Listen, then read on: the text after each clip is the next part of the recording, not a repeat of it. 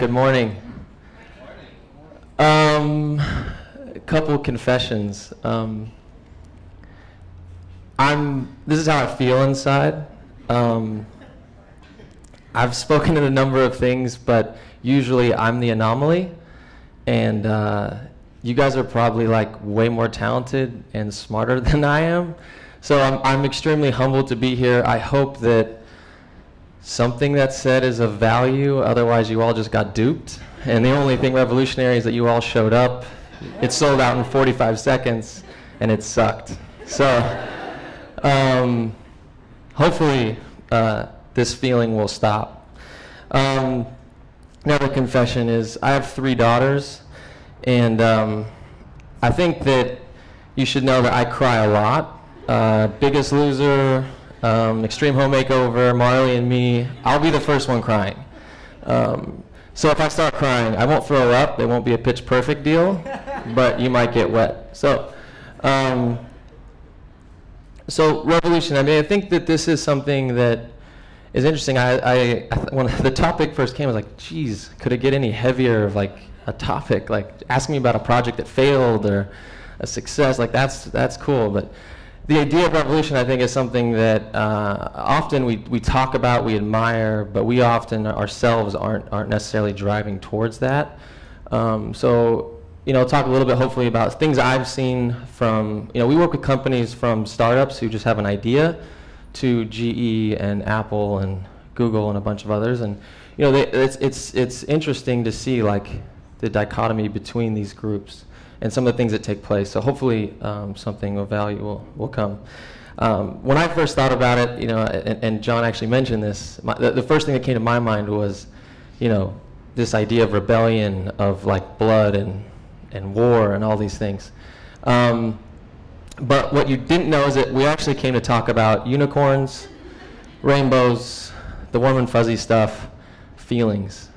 Because revolution really is based on emotion. That's where it comes from. It's not from a rational side. And I think that, as you look at the things that are done through revolution, it's usually like borderline insanity.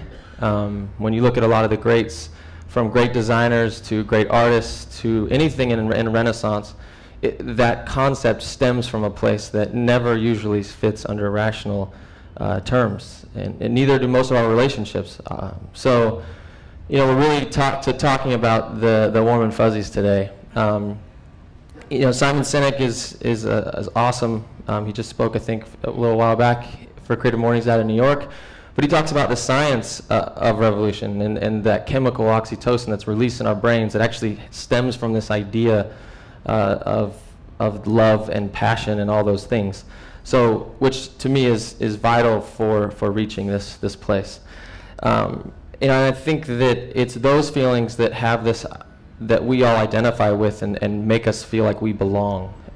You guys all come through this, stand in line to be here at 8:30 in the morning, as I said, to watch me botch it. But to be a part of something, to be together as a creative community. I mean, this is a perfect example of what revolution is all about. It's about what we as humans are actually looking for to be happy, to be a part of something that's bigger.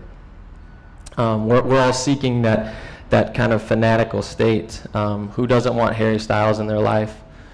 And she just makes me a better Lakers fan. We see that all over the place. And when we look at revolution, and I'll flip through just a number of things, there was all these movements and brands and companies that basically have come and usually are challenging things. Red Bull amazes me. I mean, we're talking about a caffeinated sugar water. Who cares? But they start a revolution. They have dedicated everything that they do to these incredible feats to, really, and when you go to their website and you click on products, the first thing that comes up is a symbol for their revolution, which is giving wings to people and ideas. And everything that they do seems to embody that. Their product, I don't know, we could argue all day about whether it's doing anything for that. Half of their athletes aren't even drinking it. It's just their brand on a water bottle. But they have done and continue to support a revolution and pushing people. I mean, going back, like, I don't know if you guys watched this video, but it's insanity. Someone decided to just, it's not cool to skydive. Let's just do it from the tip of our atmosphere, and we'll call it a day. Someone had to fund that. That to me is what this is all about. How do we as individuals actually get to that place? And get to a place even that, we can say that we did things like this. To me, it's just as much as we're talking about revolution, I think we're also talking about another warm and fuzzy unicorn word, but legacy. What are we doing today that makes a difference tomorrow? So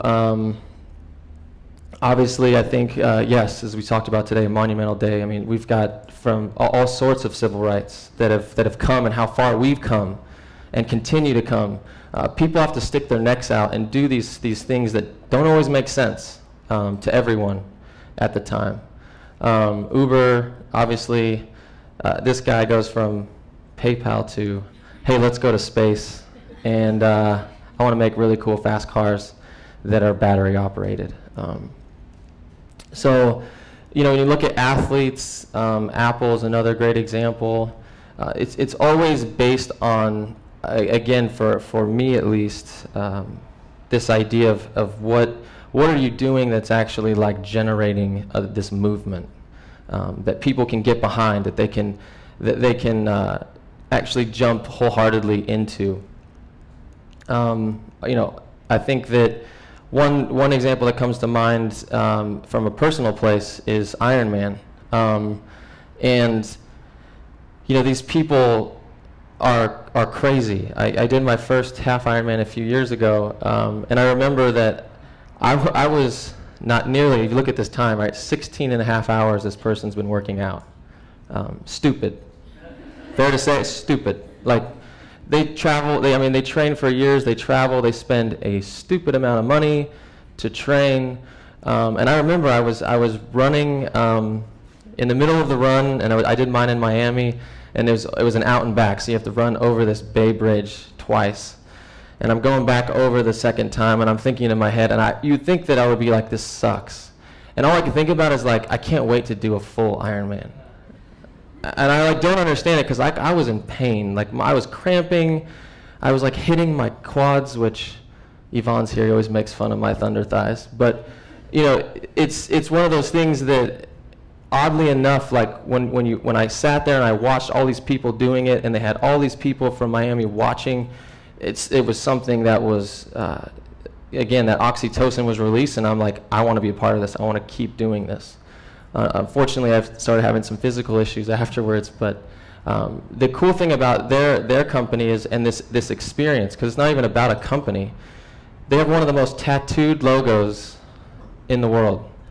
I won't get into how I feel about the logo, but what I will say is people put it in ridiculous places that they shouldn't, and but they want to be a part of it. They can't wait to do it. And one of the things when we met with them for the first time, it was actually on the back wall when we were doing a video conference with their team. It was this whole concept of bragging for the rest of your life. And that's, I really think, what it's all about.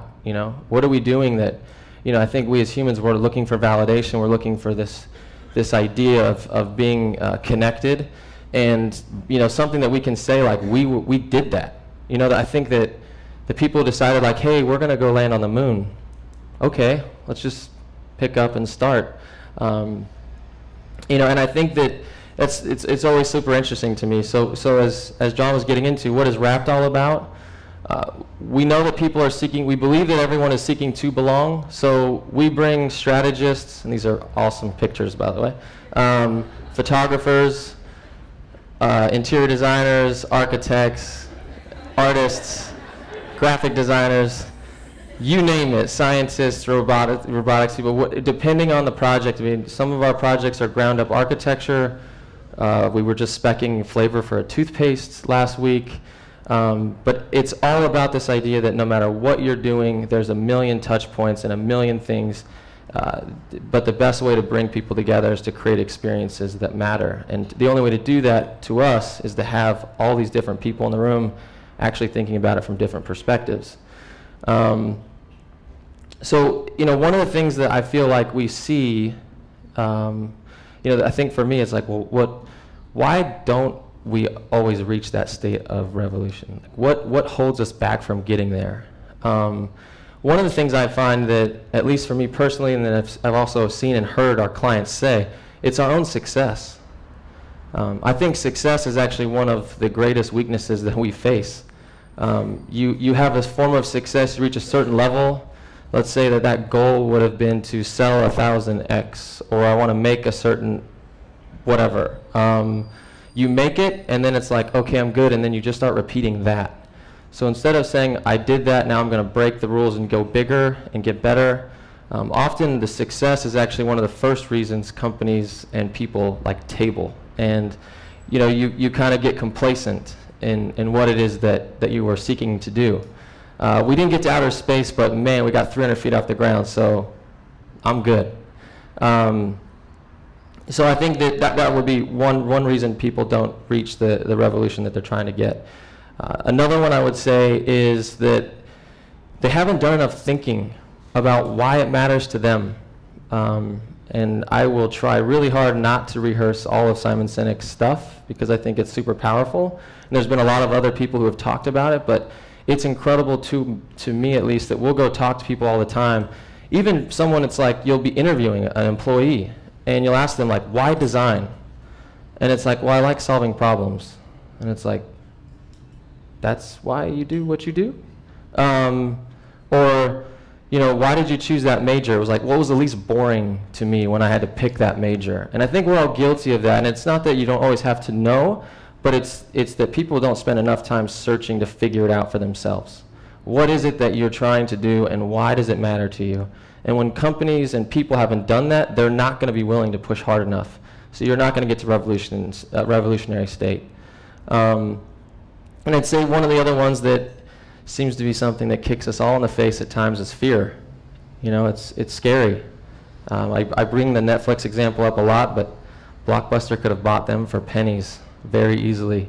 And I believe that fear is often a lot of that, right? Fear of what shareholders would think, fear of what others would think if you make that decision.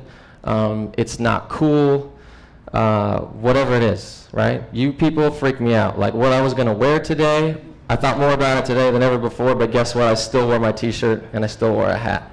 But it's fear that gets inside of us that hinders us from actually making that press.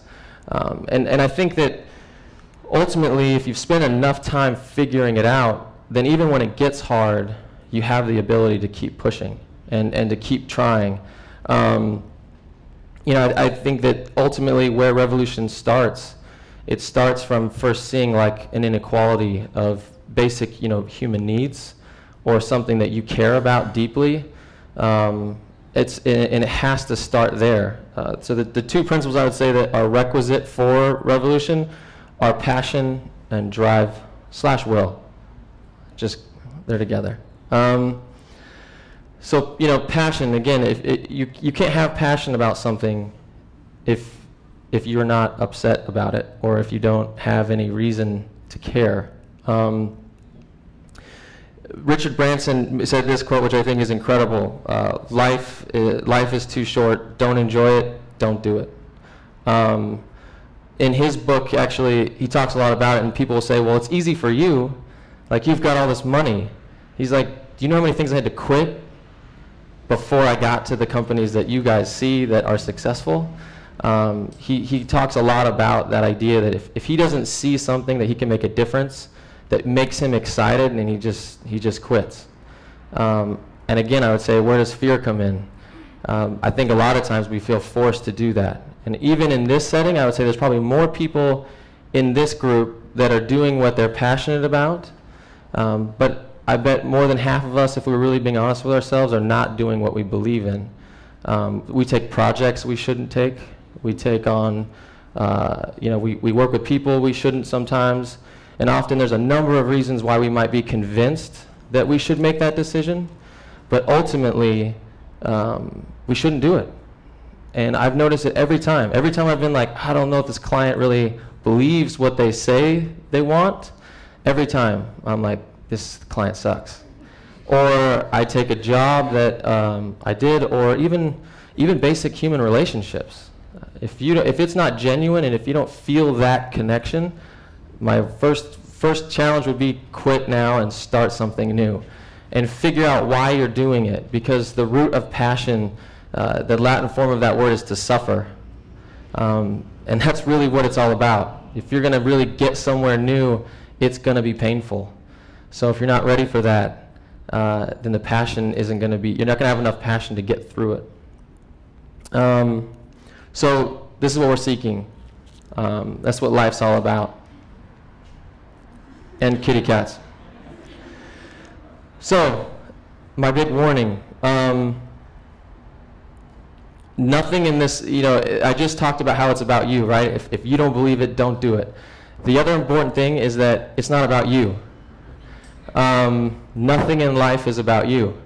If you're about revolution, it can't, if we talked about the beginning, if this is about bringing people together, being a part of something, it can't be about you. And the second it is, you're unhappy and it won't go far enough. So you have to know why you're doing it, but then you have to recognize how it's not about you. And I'm serious about this, like really serious about this. I have 3 daughters, and I know I've looked at my wife and I've looked at my kids sometimes, and the second I'm wondering like, man, they ask for a lot of things. If I start saying like, what are they doing for me? I'm unhappy really quick. But when I'm focused on them, that the joy is it's off the charts. There's nothing else that does that, and it's the same thing in everything that we do, all of our passions. So the example I would give is like, imagine an incredible chef. So you probably know Ari and the guys over at in charge of Alma. But if a chef goes out and is an incredible cook but only cooks for himself, and we don't ever get to benefit from it, how does that help? And if you think about that, you go to a restaurant, every ounce when he talks about his experience, he's curating every detail for the consumer, right? And we go in and you have an incredible cuisine, but it's more than that. It's the knives, it's the napkins, it's how they treat you. Everything's thought through for you, and when it is, you feel it, and it's genuine. And then we've all been a part of those conversations where you finally figure out someone else is eating at your favorite restaurant, and you're all fired up, the revolution's all boiling, and then you've been the third wheel who hasn't eaten at that restaurant, and you're pissed because you're not a part of it. And you can't wait to go to that restaurant so that you can say that I'm a part of it. And that's really, again, like everyone's seeking to belong. Again, if you haven't been here, you should go, because he's insane. And in the James Beard, he was a James Beard finalist this last year. I mean, you can see it comes. The revolution will come when you're driving from your passion, and again, when you're not worried about yourself. If you do it for others and you follow that passion, then those two combined will work. I'll wrap up quick on the drive and will stuff. So 1, you have to work hard, harder than everybody else. If there's the only thing, I'm not the most talented person in the room, but I definitely try to work harder than anybody else. And I can tell you that there's a lot of people recently, I know I am actually a Lakers fan, but this guy deserves some kudos. This kid was a sophomore in college before he even reached the size of 6'3", and he's still 185, which in his world is a lightweight. No school took him serious in college. He wasn't really a heavy recruit, even though he's one of the highest shooting averages in the NBA, going into the NBA. And they have 2 terrible seasons, and now they take away the trophy. But there was a guy talking about him and said, I could have told you in high school that that kid was going to be great. And he said that there was a group of a bunch of the top people, or a bunch of kids came to this recruiting camp, and you had a bunch of the top names there, and Steph Curry was there. His dad played in the NBA for 16 years, so he's there at the camp. But he said that everyone would come in wearing sandals and socks, and Steph would have already been there, shot for for an hour and a half before, completely stretched. And then during the camp, if he ever messed up, no one had to tell him. He would self-select himself out and go repeat the rep. It's that kind of work ethic that is the only way you're going to actually get there. So the next one I would say for on this idea of drive is being scared. Like I was scared and still I think am currently. If you're not scared every day, you're not pushing hard enough. And I think that is super vital to creating revolution, is really being willing to like push beyond the place of fear and saying that, I'm going to push and I'm going to get there and figure it out. I don't know if you guys know this guy, but he free climbs without ropes, some of the gnarliest stuff. But it's important. Expect to fail. I think failure is one of those things that even us as a studio, as we started trying to make our transition into what we were trying to create, failure is the #1 thing that hurts. But we have to celebrate failure along the way and recognize that it's going to happen. I think about the people who were first to flight. Like, how many times did they fail? And that couldn't have felt very good. Their failures aren't like ours, where your work sucks, you look at it and you're like kind of embarrassed. I got a lot of that. But really, I think we need to embrace it. And then I'd say that we need to expect opposition. I was having breakfast with someone who was close to our studio after we were kind of at our vision for about a year and a half. And he said, maybe you guys should just stop what you're doing. And I was like, what? He's like, well, there's kind of some talk about you guys. Some people are saying stuff. And it rocked me because I respected this person as a mentor. Conversely, we get a few months out from that, and then we go to breakfast again, and he's like, I want to start with a toast. And I'm like, okay, it's like 7:30. And he's like, you guys are sticking to your guns, and it's starting to work. It's starting to take shape. And I think that really, I think this is the toughest part, because opposition is something that it can easily defeat us, and mentally sometimes we get in this rut of allowing fear and opposition to consume us and stop to see the opportunity. So I love this quote. It says, when you make something no one hates, no one loves it. And I think that's, again, like recognizing that. If you're not pushing, again, hard enough, you won't see the result. And the last point that I'll make is endurance. That when you look at that word revolution, that there's this idea of rebellion, and obviously ours is the unicorn rebellion, right? But this concept of kind of a rotation, right? This idea of centrifugal force, and this, each time this revolution comes around, you have to keep repeating and keep pushing, and recognizing that it's those who can endure everything that will come to you that are going to be able to look back at the end of their careers, at the end of even just like a day, and say that like you pushed. And that endurance, I think, is where you're going to gain that revolution. So I definitely think that that if I could push anything, as hard as it is, and this is all of the stuff that business fights. Right? Business says it has to work on a spreadsheet. Business says that, you have to be at a certain level. It's all about margins, all of these things. That's the traditional form of success. But I definitely think that even for those of us who are looking at like a monetary level of success, I just heard this recently from someone else. She's actually LA based. She was talking about, you're not chasing a number.